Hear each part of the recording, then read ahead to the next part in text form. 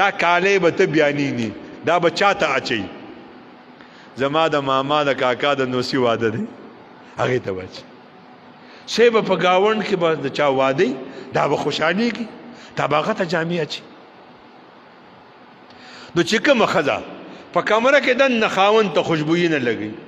کریم نه لګوي سر باندې ورته جمر نه ږدي خوشبویه ښکلې جامې ورته نه اچوي نو چې دا خاوند دې ښځې ته وګوري دی به څه وایي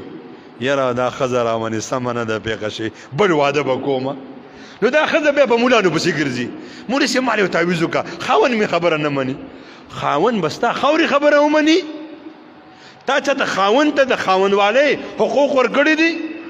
یو سړي واده وکړو ښځې ورته نه کریم اچول نه ورته پوډر لګول نه ورته خوشبويي لګوله داسې د خولو بوی تېته څښا جامې ورته اغوستې وي خاوند ته وایي چې زه دا مخ چا چاته ښیم هغه چې ورته وکتې ما ته یې مخ نور چا چاته ښایي قسم په خدای زموږ زنانه دقسې زموږ زنانه په کمرو کې دننه خوشبويي نه لګوي خاوند ته جامې نه لګوي اچوي میک اپ نه کوي شی به د پلار کره روانه ده زموږ یو علاقې والا هغه په بازار کې چې د ښځې ضرورت له بوتله نو هغه چې ودې شاته وکړو جو ښځې به یې مخ پټ کړو چې ده به بیا ورو هغې به بیا مخ کار وکړو د چې پې رامنډې کړې برقه یې ته وشنوله خدای دې تباه کړه ته خو زما نه ستر کوي ستر د بل نه په کار دی ته خو بل ته ګورې نن زموږ د معاشرې څه اصول دي ښځه تلې ده سودا کوي دا شی به څو دی دا به څو دی دا به څو دی داسې سودا کوي چې هغه وله سودا ورکړي دا ودي څو پیسې شوې دا ورته مخ کاره کړي دا د دې دپاره مخ کاره کوي چې زما دې مخ ته دا دکاندار وګوري او ما لږ ریټ کم ولګوي په داسې معاشره کې ما او تا پاتې کېږو او بیا مونږ وایو مونږ ته سکون نشته خاورې به مونږ ته سکون راشي رسول الله صلی الله علیه وسلم فرمایي کومه زنانه چې صرف 5 منځونه کوي د یوې میاشتې روجې نیسي د خپل خاوند خبره مني د خپل خاوند په امانت کې چې د دې بدن د دې سره امانت دی او مال امانت دی په دې کې خیانت نه کوي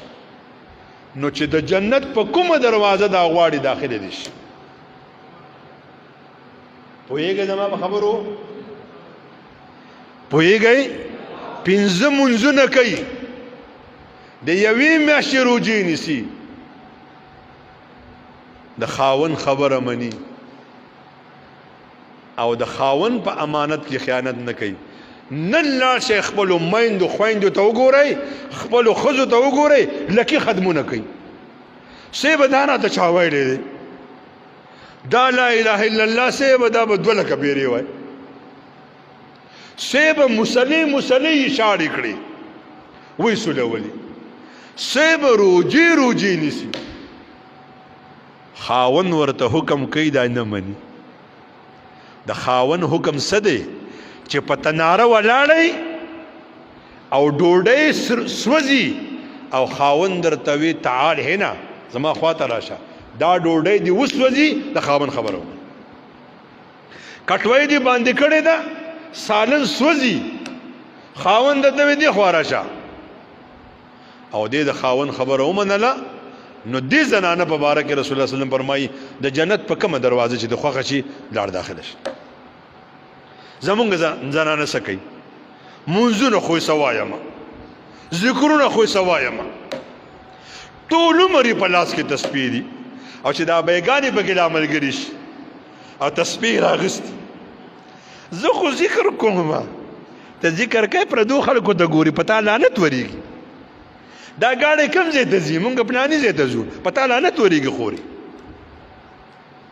ته چېرته روانې هندوان به د قیامت په ورځ په جهنم کې وي ستاسو زموږ زنانه هندوانو ته لاسونه مخکې کوي ما ته د عامل دا بنګلي په لاس که ما ته دا ګوتی واچه دا هندوانو د سکانو نه مونږ سوداګانې کوو د پردو خلکو نه سوداګانې کوو شریعت ولې د خپل لیور نه ستر دی د سخر نه په جایز حق کې ستر دی د خپل پلان نه په جایز حق کې ستر دی د خپل رور نه په جایز حق کې ستر دی مونږ زنانه مونږ سوایو زنانه په سودا ډېرې پوهیږي مکه وای داسې زمونږ ابایګانې سوی جینکای به واده نه لاړ شي خوشاله بشي جینکای واده نه ولېږه فتنه به راوړي ابای ته ولې لاړه شه واده لا ظلم روان دی اوس نن یو کال وړاندې په کرک کې یو جینۍ ده د خپل طرف زوی په واده کې ګډېدلې ده چا وله ویډیو کړې ده فیسبوک ته ورکړل هغې خودکشي وکړه خودکشي به نه کوي چې ستا پردي نارینه کور ته نه مسل جنکو په لاسو کې موبایل دي خودکشي به نه کوي د ډېرو پاکانو خاندانونو به شرمېدل خودکشي به نه کوي بیا پنځه منځونه سیرب کوه خورې خو د خاون خبره منه خاون ورته وایي دې واده له به نه ځي ځم به خاون وایي د کوره به نه وځي دا چې پوه شي چې خاون مې ووته دی بس بیک راغستی روانې ته به جنت ته لاړه شي رسول الله سلم فرمایي چې د هغه په مال کې او په خپل نفس کې خیانت نه کوي دا علما ناست دي کومه زنانه چې بار اواز یې واورېدو چې زما د زوی چا سره جنگ دی زما خاون چا سره خبرې تیزې کړي دا به ورته په چوت کې نه ګوري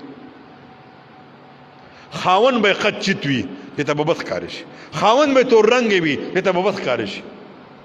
خاون شکل کې به څه قباحت وي دې ته به بد ښکاره شي